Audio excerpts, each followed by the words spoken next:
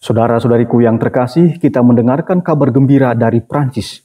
Sebanyak 5.463 orang dewasa dibaptis dalam gereja Katolik pada malam Paskah tahun ini, tahun 2023 ini. Fakta ini menunjukkan peningkatan pesat umat Katolik di Prancis sejak salib didirikan di pedesaan-pedesaan oleh asosiasi SOS Calvaire. Sebagian besar anggota asosiasi ini adalah kaum muda-mudi Katolik. Berita ini ditulis oleh Herald Catholic Online dengan judul Number of Adult Baptisms in France rises again this year as crucifixes are erected across countryside.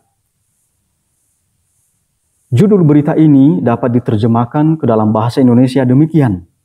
Jumlah baptis dewasa di Prancis meningkat lagi tahun ini sejak salib didirikan di pedesaan.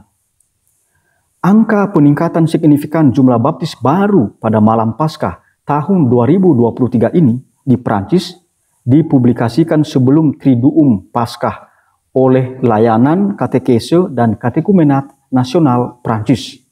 Tahun ini pada malam Paskah sebanyak 5.463 orang dewasa menerima sakramen baptisan di seluruh Prancis. Berarti naik 21% dari tahun sebelumnya. Di 16 keuskupan, jumlah yang pindah ke agama Katolik meningkat cukup tajam, yaitu 2 kali lipat. Peningkatan ini cukup stabil dan konsisten. Angka yang terungkap ada sebanyak 3.639 baptisan orang dewasa pada tahun 2021, yang berarti pada tahun 2023 ini menunjukkan peningkatan sebanyak 1.824 orang dibandingkan 2 tahun lalu. Sementara itu, dalam 20 tahun terakhir, menurut surat kabar Le Figaro, permintaan pembaptisan orang dewasa meningkat 2 kali lipat. Jadi rupanya mulai banyak orang yang meminta supaya dibaptis dalam gereja Katolik. Nah, ini luar biasa, saudara-saudariku yang terkasih. Meningkatnya jumlah umat Katolik yang menemukan iman di Prancis berasal dari latar belakang yang berbeda. Dari mereka yang diterima pada malam Paskah tahun ini, sepertiga dari mereka yang dibaptis berusia 18 sampai 25 tahun. Peningkatan yang proporsional, yakni 24% dibandingkan 2 tahun lalu. Menurut Ren, mereka yang pindah menjadi anggota gereja Katolik lebih banyak perempuan daripada laki-laki. 3% dari yang pindah ke Katolik berasal dari agama non-baptis. Ini lebih sedikit dibandingkan tahun 2021 ketika dilaporkan oleh Mission Ismeri, sebuah badan amal yang melayani penginjilan para katekumen, bahwa pada tahun 2021 lebih dari 10% yang pindah menjadi Katolik berasal dari agama non-baptis. Pertumbuhan di daerah pedesaan atau pertanian terlihat lebih nyata dibandingkan dengan daerah perkotaan atau daerah urban. Pada tahun ini, dari 16 keuskupan di mana pembaptisan orang dewasa meningkat berlipat ganda, 15 keuskupan di antaranya terletak di pedesaan. Selain itu, hanya ada peningkatan 17% di Paris dibandingkan dengan 33% peningkatan secara nasional. Secara signifikan, kurang lebih sebanyak 55% dari mereka yang dibaptis dibesarkan dalam keluarga Kristen, baik yang mempraktikkan iman Kristennya maupun yang tidak mempraktikannya. Orang tua ingin membiarkan mereka bebas sebagai anak-anak, dan kemudian di masa dewasa mereka mengambil langkah ini dalam arti memilih menjadi anggota gereja Katolik. Hal ini dijelaskan oleh Cecilion, Kepala Pelayanan Katekese dan Katekumenat Nasional Prancis. Sebuah badan amal yang berkembang pesat bernama SOS Calvaire telah memperbaiki, memulihkan, dan mendirikan salib di pedesaan Prancis. Pada tahun 2022, badan amal tersebut membantu meningkatkan lebih dari 200 tempat Kalvari atau tempat salib, ya, disebut Kalvari. Untuk waktu yang lama, SOS Calvary yang tadinya hanyalah organisasi kecil lokal, setelah didirikan pada tahun 1987, baru-baru ini berkembang pesat dan memiliki lebih dari 50 cabang di seluruh Prancis. Anggota asosiasi SOS Calvary ini sebagian besar kaum muda-mudi Katolik. Mereka mewartakan iman dan menancapkan salib di berbagai sudut kota, pinggir jalan dan pedesaan. Berkat pewartaan dan keteladanan hidup mereka, akhirnya banyak orang muda yang berusia antara 18 sampai 25 tahun memilih dibaptis menjadi Katolik. Saudara-saudariku yang terkasih, membaca berita ini, saya ingat Kanon 879 berkaitan dengan sakramen penguatan. Jadi orang-orang Katolik yang menerima sakramen penguatan memiliki kewajiban untuk mewartakan dan membela iman Katolik, serta menjadi saksi-saksi Kristus. Dan saya merasa bahwa anak-anak muda yang tergabung di dalam SOS Calvary ini sungguh-sungguh menjadi saksi Kristus. Dalam hidup mereka, mereka menunjukkan keteladanan yang baik, ya, sehingga bisa ditiru oleh banyak orang dan tergerak hati banyak orang juga untuk menjadi Katolik. Nah, menjadi saksi-saksi Kristus dan mewartakan iman ini penting sekali bagi kita orang Katolik. Kita harus mengambil langkah ini. Kita memiliki panggilan untuk mewartakan iman kita kemanapun kita berada. Salib bukanlah pemandangan yang tidak biasa di pedesaan Prancis. Banyak salib yang bersejarah dibangun dengan bantuan misionaris seperti Saint Louis Grignon de Montfort pada abad ke-18 dan abad ke-19. Salib logam besar dicontohkan dengan yang ditemukan di atas Pic Saint-Loup di Occitania, sering ditemukan di puncak gunung di Prancis. Ya, seperti yang Anda lihat ini ya, ini salibnya ya. Di Pic Saint-Loup, salib besi setinggi 9 meter dan 1 ton itu telah dipotong setengahnya dalam serentetan vandalisme yang terjadi pada tahun 2020. Para pelaku mencoretkan tulisan puncak sekuler di samping salib ini. Nah, salib yang sebelah saya ini ya. Hanya beberapa hari kemudian, sebuah salib kayu besar didirikan kembali di tempatnya oleh para pendukung gerakan penancapan salib. Dan dalam waktu 3 bulan, 24.000 euro telah terkumpul dan salib itu pun diperbaiki kembali. Ya, luar biasa ya, saudara-saudariku yang terkasih ya.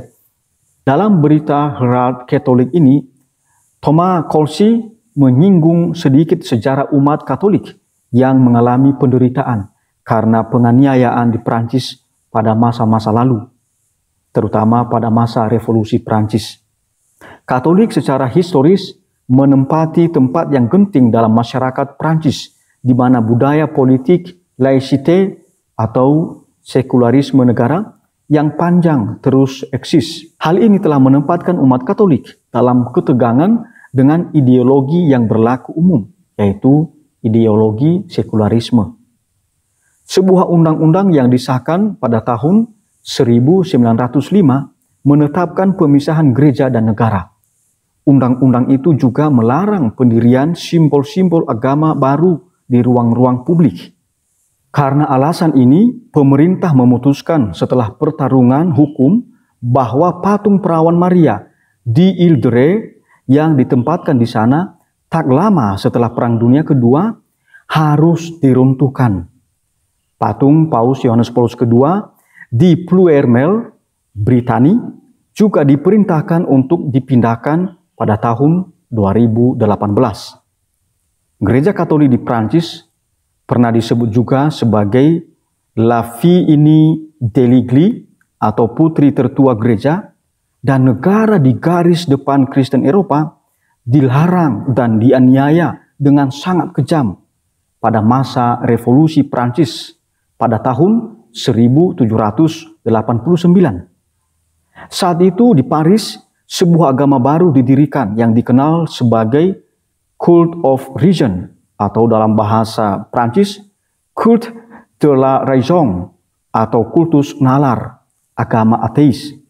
Pada tahun 1793, kaum revolusioner Jakobin mengorganisir penodaan publik terhadap Katedral Notre Dame, di mana apa yang disebut Dewa Wanita Nalar bertakhta.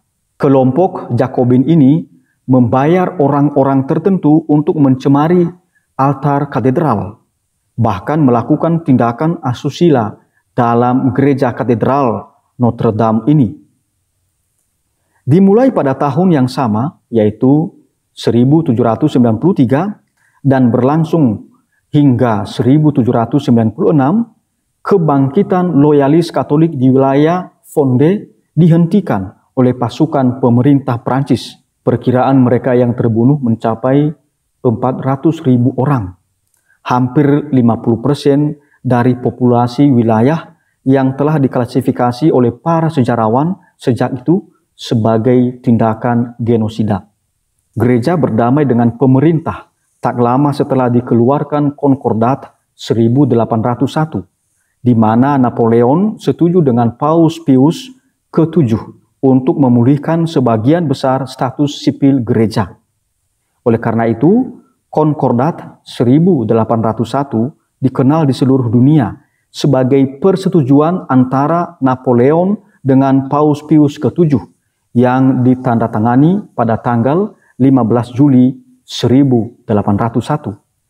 Persetujuan ini memperkuat posisi Gereja Katolik Roma sebagai gereja utama di Prancis dan mengembalikan sebagian besar status sipilnya. Pada abad ke-19, umat Katolik sekali lagi menemukan diri mereka berada dalam posisi yang berbahaya setelah diubah menjadi negara kekaisaran selama tahun-tahun Bonapartis, dianggap oleh lawan sebagai de facto dan de jure, sedikit berbeda dengan monarki. Prancis mengalami banyak revolusi dan pergantian rezim. Setelah kaum legitimis dan Orleanis hampir memulihkan monarki pada tahun 1871, umat Katolik dikaitkan dengan gerakan royalis dan dengan demikian dianggap sebagai ancaman terhadap nilai-nilai republik yang populer di kalangan elit pemerintahan pada saat itu. Pada awal abad ke-20, ketika political laicite atau politik sekularisme berkembang, politisi radikal anti-klerikal dan politisi sayap kiri mengesahkan Undang-Undang Asosiasi tahun 1901. Undang-undang tersebut melarang asosiasi keagamaan dan sebagian besar biara kuno Prancis ditutup paksa dan disita oleh negara. Jadi para imam, para klerikus mengalami penganiayaan, penderitaan. Dalam foto ini, tampak bahwa tentara pemerintah memaksa penutupan La Grande Chartreuse, biara Kartusian tertua di dunia pada tahun 1903. Kita lihat, nah ini para imam, ya, para biarawan Kartusian keluar dan dikawal oleh para tentara. Mereka keluar dari biara. Saudara-saudariku yang terkasih, melihat situasi Prancis saat ini dan fenomena lonjakan popularitas Katolik dan meningkatnya jumlah kaum muda yang ikut dalam asosiasi SOS Calvaire, Direktur SOS Calvaire Alexander Caillé memberi komentar singkat tetapi sangat dalam. Dia mengatakan, "Saya pikir yang kami bawa kembali adalah harapan."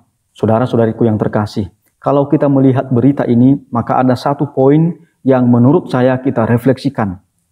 Tadi dikatakan bahwa 55% dari mereka yang baru saja pindah menjadi agama Katolik atau dibaptis dalam gereja Katolik sebenarnya berasal dari keluarga Kristen. Mereka berasal dari keluarga Katolik. Tetapi orang tua mereka tidak pernah membaptiskan mereka secara Katolik. Mereka dibiarkan. Nah, ini salah satu tindakan sekularisme. Nah, bagaimana dengan kita di Indonesia misalnya? Apakah ada orang tua juga yang membiarkan anaknya? Tunggu saja sampai mereka dewasa, biar mereka memilih. Kan itu kan alasan-alasan yang sering dilontarkan. Tapi harus diingat bahwa ini adalah perwujudan dari sikap sekularisme, ya, seperti yang terjadi di Prancis itu.